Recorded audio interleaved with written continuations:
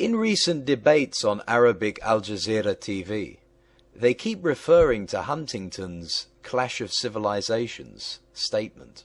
What is the story behind this, and are we actually having a clash of civilizations?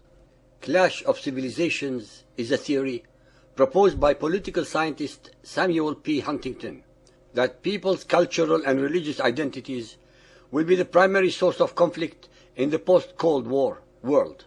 The theory was originally formulated in 1993 in a Foreign Affairs article titled The Clash of Civilizations. The term itself was first used by Bernard Lewis in an article in September 1990 issue of the Atlantic Monthly titled The Roots of Muslim Rage. Huntington argues that the widespread Western belief in the universality of the West values and political system is naive, and that continued insistence on democratization and such universal norms will only further antagonize other civilizations. He identifies a major shift of economic, military, and political power from the West to the other civilizations of the world, most significantly to what he identifies as the two challenger civilizations, scenic, Chinese, and Islam. Specifically, he believes that China's goals are to reassert itself as a regional hegemon. Thus, the rise of China poses one of the most significant problems and the most powerful long-term threat to the West, as Chinese cultural assertion clashes with the American desire for the lack of a regional hegemony in East Asia. Huntington argues that the Islamic civilization has experienced a massive population explosion, which is fueling instability both on the borders of Islam and in its interior, where fundamentalist movements are becoming increasingly popular. Manifestations of what he terms the Islamic resurgence include the 1979 Iranian Revolution and the First Gulf War. Perhaps the most controversial statement Huntington made in the Foreign Affairs article was that Islam has bloody borders. He also argues that civilizational conflicts are particularly prevalent between Muslims and non-Muslims, identifying the bloody borders between Islamic and non-Islamic civilizations. Ladies and gentlemen, on several occasions, I had pointed out how vitally important words are. Huntington uses words that sound very powerful and significant, but are in fact not the correct ones as used in the context of his theory. Please remember that clash of civilizations is only a theory and is not a fact. Let us now explore his theory and the words he is using. Civilizations are not based on theology or religion, although they may be an important component of it. Can we speak of a Jovian civilization, for example? Maybe a Confucian or Buddhist civilizations. What about a Christian civilization? If so, which one? Coptic? Catholic? Greek Orthodox? Maybe Protestant. How about a pagan civilization? Will that be Astartean, Zeusian, Dionysian? Since we cannot use any of the above, why then do Huntington and others speak of Islamic civilization? We have demonstrated that there never was such a civilization. There were, on the other hand, civilizations under the sword of Muhammadan Islam. Let us, for argument's sake, assume there is such an Islamic civilization. Then where is it based? What are its borders? What is its language? Its capital? Its culture? Its people? Is it Iraqi? Maybe Afghani or even Somali? How about Kurdish? One cannot name a civilization based on religious beliefs, especially since most peoples throughout history changed their beliefs.